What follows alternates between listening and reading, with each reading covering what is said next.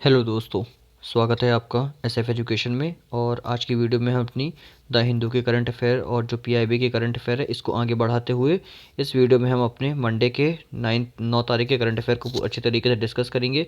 और अगर आपको किसी भी प्रकार की कोई भी प्रॉब्लम होती है करंट अफेयर में तो देखिए बिल्कुल विदाउट एनी हेजिटेशन के कमेंट बॉक्स में मुझसे पूछना जो भी डाउट्स रहते हैं।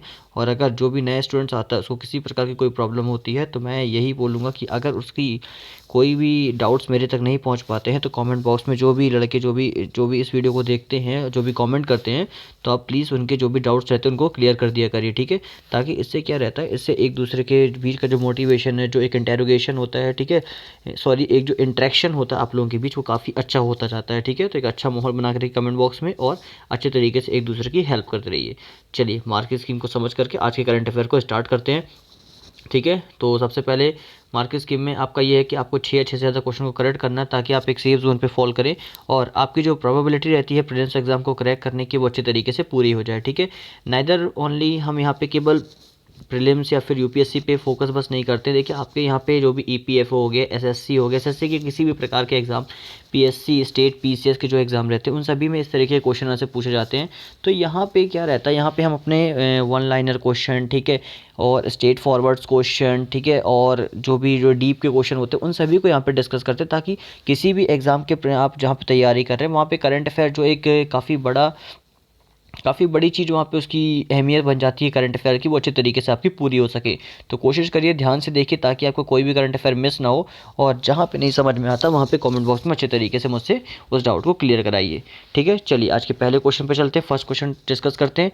और अगर जो बच्चा नया जुड़ रहा है तो प्लीज़ चैनल को सब्सक्राइब करके सबसे पहले बेल आइकन को ऑन कर दीजिए ताकि आपकी जो नोटिफिकेशन है वो अच्छे तरीके से मेरे पास पहुँचती रहे और मेरी नोटिफिकेशन आपके पास अच्छे तरीके से पहुँचती रहे, ठीक है। चलिए वीडियो को लाइक कर दीजिएगा अगर वीडियो अच्छा लग रहा हो, क्योंकि आपका एक लाइक मेरा मोटिवेशन काफ़ी बढ़ाता है।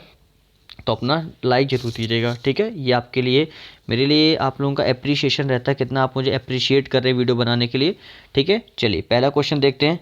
फर्स्ट क्वेश्चन है, consider the following statement with respect to academic freedom index. तो एएफआई के ऊपर दो स्टेटमेंट है। देखिए इस तरह के कितने इंपॉर्टेंट क्वेश्चन है। एकेडमिक फ्रीडम इंडेक्स के ऊपर कितने बार से क्वेश्चन पूछा जा रहा है पीएससी में और यूपीएससी में, एसएससी में, यहाँ तक कि ईपीएफओ तक में भी पूछ लिया जाता है, जो आपका मतलब लेबर ऑर्गेनाइजेशन जिसको कंसिडर करती है, वहाँ पे भी इसके बारे में काफ़ी क्वेश्चन पूछे जा चुके हैं पास्ट में। तो ध्यान दीजिए कि आपसे किस तरीके के क्वेश्चन मतलब पूछे जाते हैं, ठीक है, उस पर ध्यान दिया करिए। चलिए पहली स्टेटमेंट है, it has been published by Global Public Policy Institute. इसको जो पब्लिश किया जाता है ये ग्लोबल पब्लिक पॉलिसी इंस्टीट्यूट द्वारा पब्लिश किया जाता है। Second, India score in the index is less than Pakistan, कि इंडिया का जो स्कोर आया है इसके अंदर वो लेस देन पाकिस्तान है, पाकिस्तान से काफ़ी कम आया है। तो कौन सी स्टेटमेंट करेक्ट है? Option A 1 only, option B 2 only, option C 1 and 2, option D none of the above. Video को पॉज कर लीजिए, आंसर दीजिए, फिर डिस्कस करते हैं।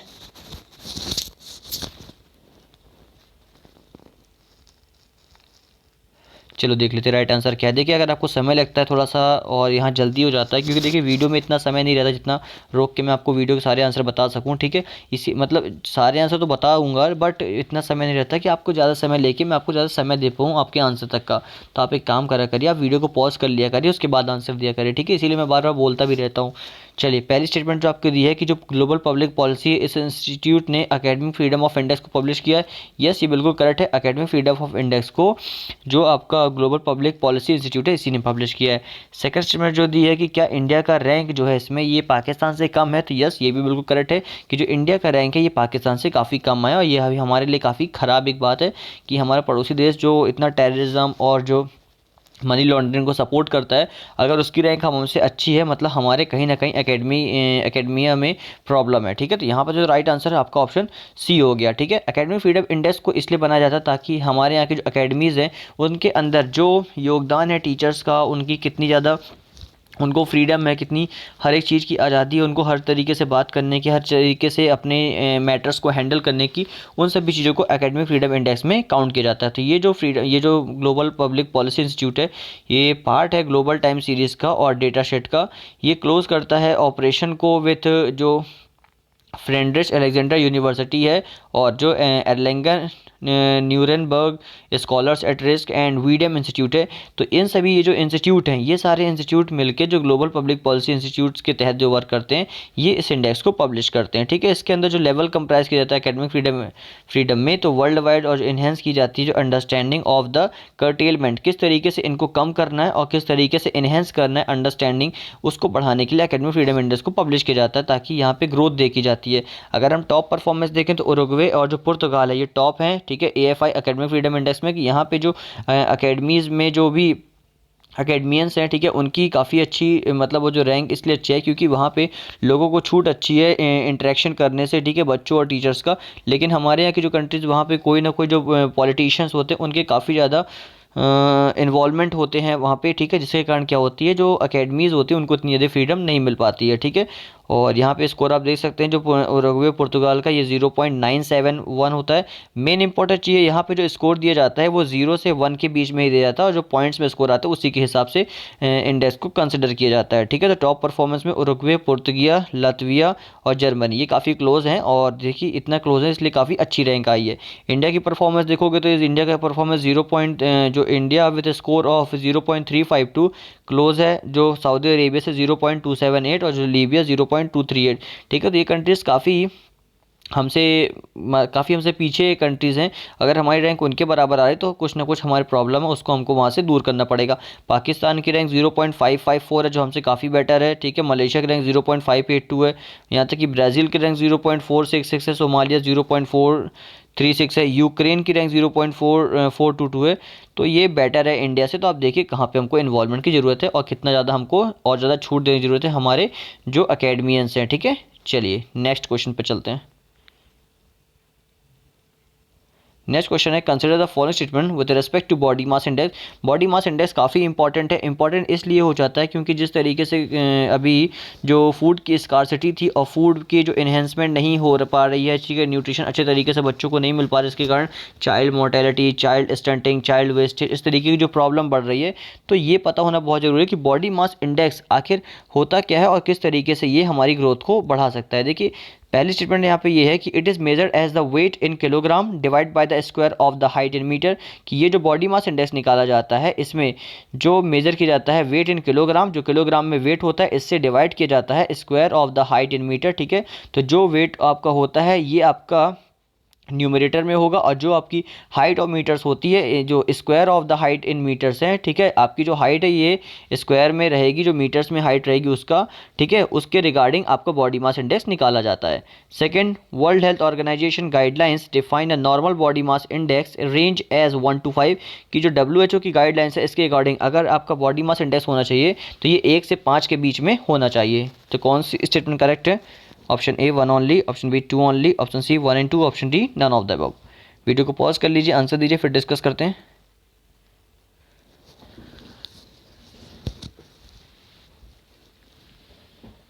चलिए देख लेते राइट आंसर क्या। होपफुली आपने आंसर सोच लिया होगा। देखो सबसे पहले जो बॉडी मास इंडेक्स है very important for our weight and for our height. ठीक है, आपकी हाइट और वेट के अकॉर्डिंग आपका बॉडी मास इंडेक्स क्या होना ये काफ़ी इंपॉर्टेंट होता है। तो जो पहले स्टेटमेंट दी है कि यस जो वेट किलोग्राम में होना चाहिए, जो हाइट है वो मीटर में होना चाहिए, तो उसी के अकॉर्डिंग उसमें डिवीज़न करके आप इसका आंसर निकाल सकते हो कि आपकी हाइट और आपके वेट के अकॉर्डिंग आपका जो बॉडी मास इंडेक्स क्या है वो आपका क्या है, नॉर्मल है, ओवर वेटेड है, ठीक है, स्टंटिंग है या फिर लो वेट है आपका। ठीक है, वो आप देख सकते हैं। तो पहला स्टेटमेंट बिल्कुल करेक्ट है। सेकंड, क्या जो WHO की गाइडलाइंस है उसके अकॉर्डिंग 1 to 5 रेंज है, देखिए ये बिल्कुल करेक्ट दी हुई है। रेंज जो आपकी बताई जाती है 8.5 से लेके 24.9 ये रेंज है। ठीक है, अगर आपका वेट मतलब आपका जो बॉडी मास इंडेक्स है अगर वो 18.5 आता है डिवीजन के बाद तो आप बिल्कुल नॉर्मल है, और 24.9 से ज़्यादा आता है मतलब आपका वेट ओवर वेटेड हो चुका है। ठीक है, तो यहाँ पे जो राइट आंसर है आपका option A will be your right answer.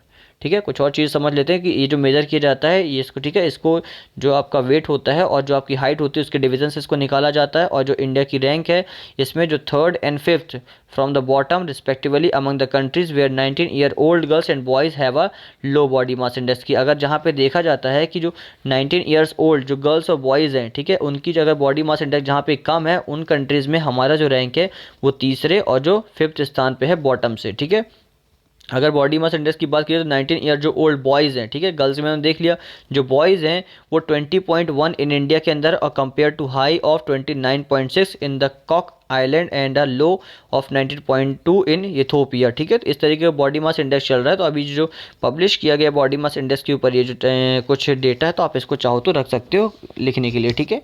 चलिए नेक्स्ट क्वेश्चन पे चलते हैं। नेक्स्ट क्वेश्चन है, consider the following statement with respect to national investment and infrastructure fund. तो NINIF, ठीक है, NIIF इस फंड को कहते हैं। इस फंड के ऊपर दो स्टेटमेंट है, आपको बताना है कौन सी स्टेटमेंट इसके रिगार्डिंग करेक्ट है। फर्स्ट है NIIF is a completely owned by the Indian government, कि NIIF इज़ ये जो कम्प्लीटली इसमें जो ओन किया, जो इसके ओनर है वो इंडियन गवर्नमेंट इसकी ओनर है। Second, NIIF is considered India's quasi sovereign wealth fund, कि NIIF जिसको national investment and infrastructure fund कहा जाता है, ये जो है ये इंडिया की क्वासी सॉवरेन वेल्थ फंड है, जिसको ठीक है, अर्धशासकीय, जो जिस तरीके से बोला जाता है ना कि क्वासी गवर्नमेंट होते, ऐसे ही क्वासी सॉवरेन वेल्थ फंड है। तो कौन सी स्टेटमेंट करेक्ट है? Option A 1 only, option B 2 only, option C 1 and 2, option D none of the above. Video को पॉज कर लीजिए, आंसर दीजिए, फिर डिस्कस करते हैं।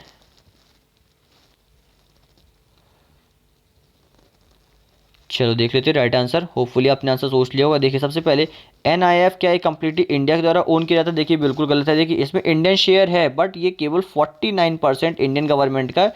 उसके अलावा जो आपका प्राइवेट और जो आपका फॉरेन, ठीक है, जो आपका फॉरेन है, मतलब जो फॉरेन कंट्रीज़ का शेयर है वो इसमें इसके अंदर जुड़ा हुआ है। तो ये केवल जो कम्प्लीटली इंडिया की तरफ से नहीं है, ठीक है। इसमें जो प्राइवेट और जो फॉरेनर पार्टनर है वो भी है, ठीक है। तो पहली स्टेटमेंट आपकी रॉन्ग हो जाती है, और पहली स्टेटमेंट रॉन्ग होने के कारण आपका फर्स्ट, सेकेंड, ठीक है, ये दोनों रॉन्ग हो जाता है। अब आपको बी और सी में से आपको स्टेटमेंट को फॉलो करना है, ठीक है। तो एलिमिनेशन मेथड का यूज़ किया करिए। NIF ये कम्प्लीटली इंडिया जो है, ये इसको कंसिडर बोलते हैं कि इंडिया का क्वासी सॉवरेन वेल्थ फंड है, ये बिल्कुल करेक्ट है। सेकंड फ्रेंड आपकी राइट हो जाती है, ठीक है। तो B will be your right answer. Hopefully आप याद रखेंगे। तो national investment and infrastructure fund जो है, इसमें जो 49% गवर्नमेंट का शेयर है, और बाकी जो रेस्ट बचता है ये फॉरेन और डोमेस्टिक इन्वेस्टमेंट जो प्राइवेट इन्वेस्टर होते हैं, मतलब उनको उनका शेयर होता है, ठीक है। तो ये जो है ये सेंटर का सिग्निफिकेंट स्टेक है। NIF इसको कंसिडर किया जाता है इंडिया का क्वासी सॉवरेन वेल्थ फंड, और ये सेटअप किया गया था दिसंबर 2015 में category second alternate investment fund में, ठीक है। तो इसका याद रखना कब इसको सेटअप किया गया था, 2015 में सेटअप किया गया था, ठीक है। और इसको ये जो इसके अंदर रजिस्टर्ड जो ऑफिस है ये न्यू दिल्ली है, और अक्रॉस 3 फंड इसके अंदर आते हैं, जिसमें मास्टर फंड, ठीक है। तो NIIF के अंदर 3 प्रकार के फंड होते हैं, ये भी पूछा जा सकता है। 3 प्रकार के फंड कौन से हैं? पहला मास्टर फंड, दूसरा फंड ऑफ फंड्स, और तीसरा स्ट्रेटेजिक अपॉर्चुनिटीज़ फंड, ठीक है। It manage over USD 4.3 billion of capital, ठीक है। अगर कैपिटल 4.3 बिलियन से ज़्यादा है तो उस फंड को फिर NIIF ही मतलब उसको हैंडल करता है, ठीक है, मैनेज करता है। चलिए नेक्स्ट क्वेश्चन पे चलते हैं। नेक्स्ट क्वेश्चन है, Baghjan oil field was recently news is located in which of the following state. ये काफ़ी ज़्यादा न्यूज़ में था अभी रिसेंटली, क्योंकि यहाँ जो बागजन ऑयल फील्ड है इसमें एक ब्लास्ट हो गया था, जिसके कारण काफ़ी बड़ी आग लग गई थी और इस ऑयल फील्ड में। होपफुली अगर आपने न्यूज़ को अच्छे तरीके से पढ़ा होगा तो इसका आंसर आप दे पाएंगे। यहाँ पे ये पूछा जा रहा है कि जो बागजन ऑयल फील्ड है जिसमें अभी इतना बड़ा ब्लास्ट देखा गया था, ये कहाँ पे इसकी लोकेशन है।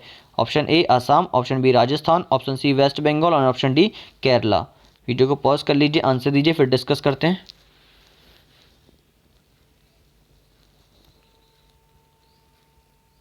चलो देख लेते राइट आंसर। होपफुली आपने सोच लिया होगा। इसका जो राइट आंसर है आपका ऑप्शन ए, असम के अंदर बागजन, ठीक है, बागजन बोगीवेल आपने नाम सुना होगा ना इस तरीके से। तो बागजन ऑयल फील्ड जो है इसके अंदर काफ़ी बड़ी आग, इस तरीके देख सकते हैं आप यहाँ पे, देखिए इस तरीके का कुछ आग लग गया था, जिसके कारण ये काफ़ी बड़ी एक ट्रेजेडी हो गई। और ये बागजन ऑयल फील्ड लोकेटेड जो है ये तिनसुकिया डिस्ट्रिक्ट जो है असम का, वहाँ लोकेट करता है। और जून 2020 में गैस लीक होने के कारण जो इसमें काफ़ी बड़ी जो ऑयल वेल फ्लोइंग एक ब्लो आउट हो गया था, जिसके कारण ये काफ़ी न्यूज़ में था, ठीक है। और ये जो बर्निंग फॉर 160 डेज, ठीक है, 160 दिन तक इसमें ये आग का देखा गया। और it continue to impact an area of 10 kilometre around, 10 kilometre तक के एरिया में इसका इम्पैक्ट भी देखा गया था। और ये जो बागजन है ये purely gas producing well Tinsukia district है। यहाँ पे काफ़ी ज़्यादा ये पूरे तरीके से गैस प्रोडक्शन करने वाला जो एरिया है, और ये एक एरियल डिस्टेंस है जहाँ पे 900 metre from the Dibru Saikhowa national park है, वहाँ से 900 मीटर दूर पे इसकी लोकेशन है। ठीक है, तो ये कुछ इंपॉर्टेंट चीज़ें आप इसको याद रख सकते हैं। ठीक है, साथ ही साथ जो NGT नेशनल ग्रीन ट्रिब्यूनल, जिसमें प्रिंसिपल बेंच जो हेड कर रहे हैं AK गोयल, ठीक है, अरुण कुमार गोयल इनका नाम है, जिसको कॉन्स्टिट्यूट की गई है जो कमेटी, जिसको लेड कर रहे हैं फॉर्मर जज BP कटाके। ठीक है, कटाके, जो जून 26 में इसको बनाया गया था, 26 को, ताकि इन्वेस्टिगेट किया जा सके इसके पीछे का कारण।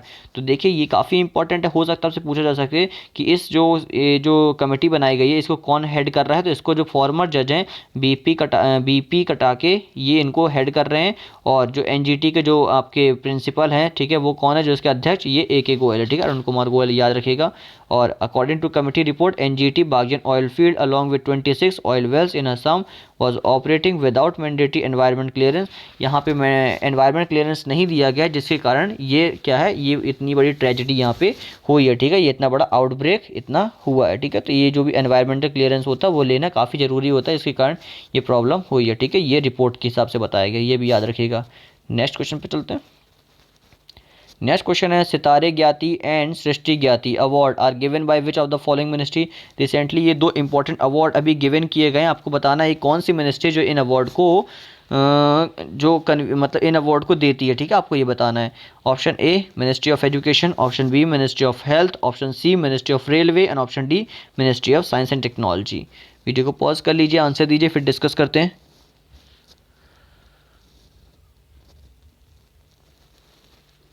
चलो देख लेते हैं राइट आंसर क्या है। देखिए, सितारे ज्ञाति और सृष्टि ज्ञाति, ये जो अवार्ड है ये ministry of science and technology के जरिए ये अवार्ड प्रदान किए जाते हैं। तो आपका राइट आंसर ऑप्शन D हो जाएगा, इसको याद रखिएगा। ठीक है, राइट आंसर ऑप्शन D है। कुछ और चीज़ समझते हैं। Union minister of science and technology ये अनाउंस किया है कि जो ज्ञाति, जिसका नाम रखा गया है गांधीयन यंग टेक्नोलॉजिकल अवार्ड, ये दो कैटेगरीज में इसको प्रदान किए जा रहे हैं। पहला तो सितारे ज्ञाति। ठीक है, अगर सितारे ज्ञाति का फुल फॉर्म पूछे तो आप ये बता सकते हैं। सितारे का जो फुल फॉर्म होता है ये होता है S for student innovation for advancement of research exploration, और ज्ञाति का फुल फॉर्म तो मैंने आपको बता दिया हूँ कि गांधीयन यंग टेक्नोलॉजिकल इनोवेशन। एक फील्ड तो ये होगी सितारे ज्ञाति, दूसरी फील्ड जो दी थी ये सृष्टि ज्ञाति के नाम पे इसको दिया जाता है। ठीक है, ये भी काफ़ी इंपॉर्टेंट है, जिसको कहा जाता है सस्टेनेबल टेक्नोलॉजिकल इनोवेशन, याद रखिएगा। ठीक है, और अंडर बायोटेक्नोलॉजी इंडस्ट्री रिसर्च और असिस्टेंस काउंसिल, जिसको BIRAC कहा जाता है, डिपार्टमेंट ऑफ बायोटेक्नोलॉजी, उसके अंडर सितारे ज्ञाति अवार्ड को दिया जाता है। ठीक है, ये भी इंपॉर्टेंट है।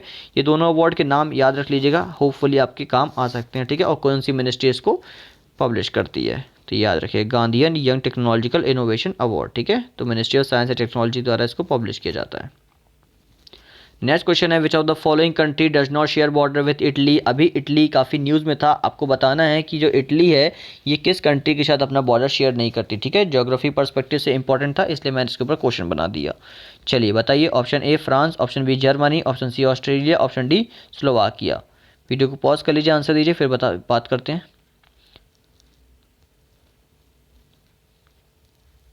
चलिए देख लेते हैं, होपफुली आपने आंसर सोच लिया होगा। देखिए, सबसे पहले मैप को देखिए, उसके बाद आप इसके आंसर पे आइएगा। ठीक है, यहाँ देखिए ये हुआ आपका इटली। ठीक है, एक सेकेंड, देखिए ये हो गया आपका इटली। ठीक है, इटली में जो आपका बॉर्डर, एक सेकेंड है, इटली से जो आपका बॉर्डर टच कर रहा था, देखो यहाँ पे क्या हो गया, ये फ्रांस हो गया। ठीक है, ये हो गया आपका क्या, स्लोवाकिया, ऑस्ट्रेलिया, यहाँ पे स्विट्ज़ हो गया। ठीक है, नीचे आप देखोगे तो ये नीचे बस यही कंट्री जो इसको बॉर्डर टच करती है, यहाँ पे जो आपका एड्रियाटिक सी हो गया, नीचे मेडिटेरियन सी हो गया, इनसे बॉर्डर टच करता है। तो कौन कौन टच करता है यहाँ पे देख लो पहले। ठीक है, तो देखिए फ्रांस यस टच करता है, ऑस्ट्रिया भी टच करता है, स्लोवाकिया भी टच करता है, बट जर्मनी वहाँ पे नहीं है। तो जो आपका बी यहाँ पे राइट आंसर हो जाएगा। ठीक है, तो जो आपका बी मतलब जर्मनी बॉर्डर शेयर नहीं करता, याद रखिएगा। नेक्स्ट क्वेश्चन पे चलते हैं। नेक्स्ट है, Gurdwara Darbar Sahib is located in Pakistan national district on the bank of which river. जो गुरुद्वारा दरबार साहिब है ये लोकेट करता है पाकिस्तान नरोवाल डिस्ट्रिक्ट में। ठीक है, तो ये किस रिवर के ऊपर ये लोकेशन है इसकी। तो पहले आंसर बताइए, उसके बाद हम इसके बारे में डिस्कस करेंगे आखिर न्यूज़ में क्यों था। Option A Ravi, option B Jhelum, option C Sutlej, option D Chenab. Video को पॉज कर लीजिए, आंसर दीजिए।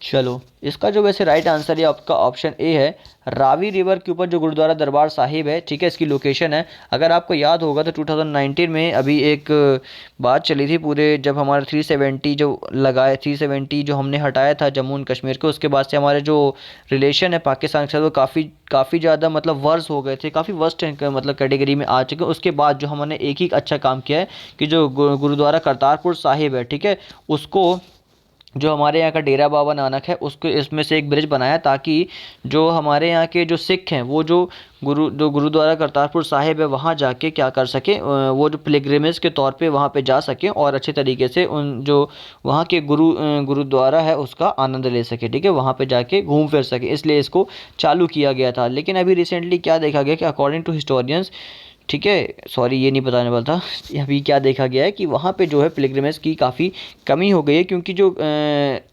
पाकिस्तान है, ठीक है, उसने काफ़ी ज़्यादा प्रॉब्लम क्रिएट करना स्टार्ट कर दिया है। वो काफ़ी ज़्यादा मतलब एक ज़्यादा लोगों को वहाँ पे एंट्री करने के लिए मना कर रहा है, इसलिए न्यूज़ में था, इसलिए इसके ऊपर स्टेटमेंट बनाई गई। तो याद रखिएगा, जो हिस्टोरियन के हिसाब से जो पहले गुरु थे, ठीक है, जब वो करतारपुर गए थे 1520 से 1522, जिनको गुरु नानक देव कहते थे, उन्होंने 18 साल अपने वहाँ बिताए थे लाइफ के, इसीलिए उनकी याद में हमने इसको वहाँ पे बनाया था, ठीक है, जो हमारे यहाँ का डेरा बाबा नानक, ठीक है, और पाकिस्तान का करतारपुर साहिब को जोड़ता है, ठीक है, ये रावी रिवर के ऊपर, इसको याद रखिएगा। चलिए नेक्स्ट क्वेश्चन पे चलते हैं। नेक्स्ट क्वेश्चन है, consider the following statement about the state, ठीक है, यहाँ पे स्टेट के ऊपर दो क्वेश्चन है, ठीक है, आपको बताना है कि जो नीचे दो क्वेश्चन दिए हैं अकॉर्डिंग टू स्टेट, वो कौन सी स्टेटमेंट यहाँ पे करेक्ट है। फर्स्ट है, पक्के tiger reserve is situated in this state of Tamil Nadu, ये जो पक्के टाइगर रिजर्व है ये तमिलनाडु स्टेट में इसकी लोकेशन है। Second, the great hornbill is the state bird of this state of Arunachal Pradesh, कि जो ग्रेट हॉर्नबिल है ये स्टेट बर्ड है अरुणाचल प्रदेश के स्टेट बर्ड का, ठीक है, मतलब अरुणाचल प्रदेश जो है वहाँ का ये एक बर्ड है, ठीक है। तो कौन सी स्टेटमेंट करेक्ट है? Option A 1 only, option B 2 only, option C 1 and 2 और option D none of the above. Video को पॉज कर लीजिए, आंसर दीजिए, फिर डिस्कस करते हैं।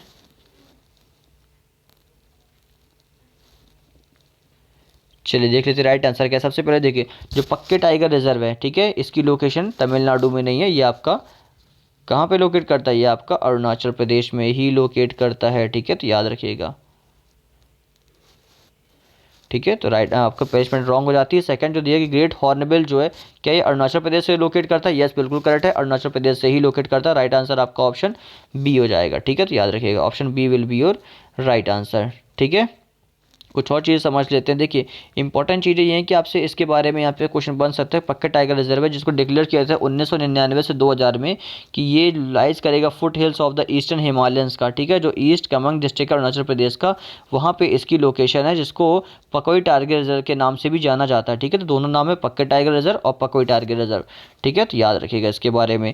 और अदर प्रोटेक्टेड एरियाज़ की बात की जाए अगर, ठीक है, क्योंकि यहाँ का जो हॉर्नबिल है ये, ठीक है, जो ग्रेट हॉर्नबिल है इसको स्टेट बर्ड कहा जाता है अरुणाचल प्रदेश का।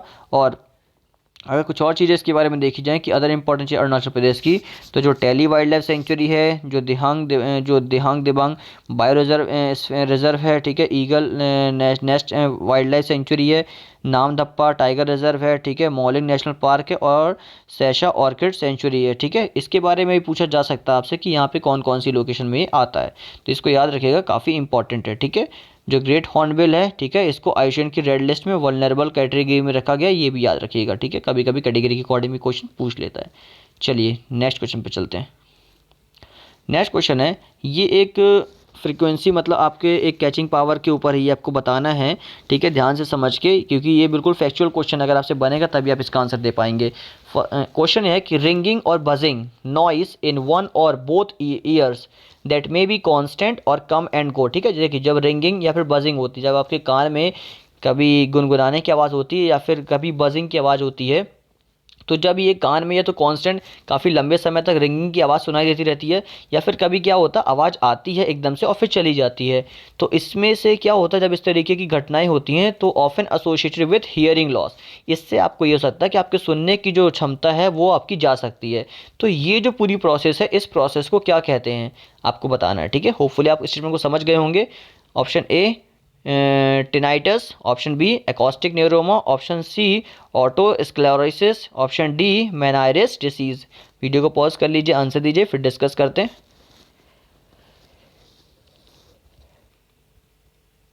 चलिए, होपफुली आपने आंसर सोच लिया होगा। देखिए इस तरीके के 2-3 क्वेश्चन जो स्ट्रेट फॉरवर्ड है ये आपसे यूपीएससी जरूर पूछेगा, इसलिए आप इनका डायरेक्टली आंसर याद रखना कि जो रिंगिंग बजिंग के कारण अगर आपके कानों की आवाज़ जाने की ऐसी कोई घटना होती है तो इसको टिनिटस के नाम से जाना जाता है। राइट आंसर आपका ऑप्शन ए हो जाता है। ठीक है, तो ये इंपॉर्टेंट था। Tinnitus is the perception of noise or ringing of in the ears, और tinnitus is not a condition of itself, अपने आप नहीं होता, ये एक सिम्टम है अगर अंडरलाइन कंडीशन देखने को मिलती है, such as of related hearing loss, आपकी कानों की मतलब कान में सुनने की क्षमता आपकी जा सकती है, ईयर इंजरी के कारण आपके इसके कारण ये इस तरीके की प्रॉब्लम देखी जा सकती है, और सर्कुलेटरी सिस्टम डिसऑर्डर के कारण भी इस तरीके की प्रॉब्लम होती है। तो इसको याद रखिएगा, न्यूज़ में था इसलिए इसके ऊपर क्वेश्चन बनाया है।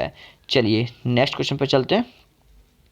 नेक्स्ट क्वेश्चन डिस्कस करते हैं। Consider the following statement with respect to magnetar. तो मैग्नेटर ये क्या है, इसके रिगार्डिंग 2 स्टेटमेंट है, आपको बताना राइट आंसर कौन सा है। ठीक है, एज पर NASA it is a neutron star, the crushed city sized remains of a star many times more massive than the sun. कि ये नासा के अकॉर्डिंग अभी इसकी लोकेशन फाइंड आउट की गई है कि ये एक न्यूट्रॉन स्टार है जो क्रस्ट मतलब एक क्रस्ट हो चुका और सिटी साइज की एक सिटी साइज की तरीके का है, और ये जो स्टार है ये मैनी टाइम मोर मैसिव काफ़ी बड़ा है सन के कंपेयर में। ठीक है, ये बताया जा रहा है। सेकेंड है nearest known magnetar to earth is 1E1048 1-5937, कि जो अर्थ के पास का एक नियरेस्ट नोन मैग्नेटर है उसका नाम ये है। कौन सी स्टेटमेंट करेक्ट है? Option A 1 only, option B 2 only, option C 1 and 2, option D none of the above. Video को पॉज कर लीजिए, आंसर दीजिए, फिर डिस्कस करते हैं।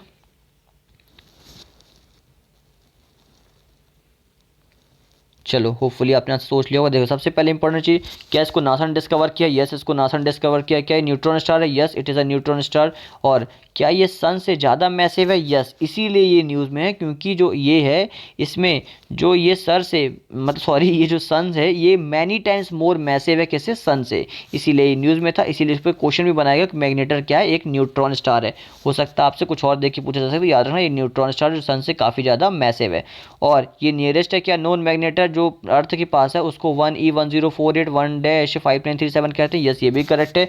देखिए इस तरीके की जो स्टेटमेंट होगी ना वो मोर देन टाइम आपकी यहाँ पे करेक्ट होगी, क्योंकि यूपीएससी इस तरीके की चीज़ों को वैसे ज़्यादा नहीं पूछता है, बट मैं फिर भी पीसीएस और एसएससी के हिसाब से आपको ये स्टेटमेंट बता दिया हूँ। ठीक है, तो नासा ने मैग्नेटर एक मतलब नासा की स्टार्टिंग के बाद ये जो मैग्नेटर है इसको न्यूट्रॉन स्टार के नाम से जाना जाता है, जो सन के साइज से काफ़ी बड़ा है। और ये भी बात की जा रही है कि ये मैग्नेटिक फील्ड जो इसकी है ये वेरी पावरफुल है, और ये ओवर 10 ट्रिलियन टाइम्स स्ट्रॉन्गर है। ठीक है, जो रेफ्रिजरेटर का मैग्नेटर होता है उससे 10 ट्रिलियन टाइम, 10 ट्रिलियन याद रखिएगा, 10 ट्रिलियन। ठीक है, कितनी सारी कंट्रियों की तो इतनी इकोनॉमी नहीं जितनी ज़्यादा ये इसकी फ्रीक्वेंसी है। ठीक है, तो 1000 टाइम स्ट्रॉन्गर और टिपिकल न्यूट्रॉन स्टार है। ठीक है, तो ये भी याद रखना। और ये जो नियरेस्ट नोन मैग्नेटर है अर्थ के पास जिसको देखा गया है उसकी जो लोकेट करता है ये 9000 light years away in the constellation carina. तो कॉन्स्टलेशन कैरिना से ये 9000 लाइट ईयर्स, ठीक है, इतना ज़्यादा दूर है। ये कुछ इस तरीके का दिखता है, आप देख सकते हैं। सन देख रहे हो आप, सन के आसपास का आप इसको ये जो आप देख रहे हैं ना आजू बाजू की चीज़ें, तो ये कुछ इसकी रेडिएशन फ्रिक्वेंसी है। एक सेकेंड, ये जो है ना ये सारी रेडिएशन फ्रिक्वेंसीज हैं। ठीक है, जिसको न्यूट्रॉन जो आपका क्या कहता है न्यूट्रॉन स्टार के नाम से इसको जाना जाता है। तो याद रखिएगा, काफ़ी इंपॉर्टेंट है। ठीक है, तो फ्रेंड्स ये थे आज के 10 इंपॉर्टेंट करंट अफेयर्स। होपफुली आपको समझ में आ गए होंगे, और नहीं समझ में आए तो वीडियो को पॉज करके फिर से एक बार ट्राई करिए। ठीक है, जहाँ पे कन्फ्यूजन होती है, और अगर फिर भी समझ में नहीं आता तो मुझे कमेंट बॉक्स में ज़रूर पूछेगा। ठीक है, जितना भी स्कोर आया कमेंट बॉक्स में लिख दीजिए ताकि मुझे भी आपकी प्रोग्रेस पता चलती रहे। और अगर वीडियो अच्छा लगा तो प्लीज़ वीडियो को लाइक करके चैनल को सब्सक्राइब जरूर कर दीजिएगा, और बेल आइकन को जरूर ऑन करिए ताकि आपकी एक भी अपडेट एक भी नोटिफिकेशन ना छूटे। ठीक है, वीडियो को लाइक करके जरूर जाइएगा, जितना हो सके उतना ज़्यादा शेयर कर दीजिए ताकि हर किसी को इस वीडियो का अच्छे तरीके से बेनिफिट वो ले सके। ठीक है, तो आज के लिए इतना ही। Thank you for watching, have a good day.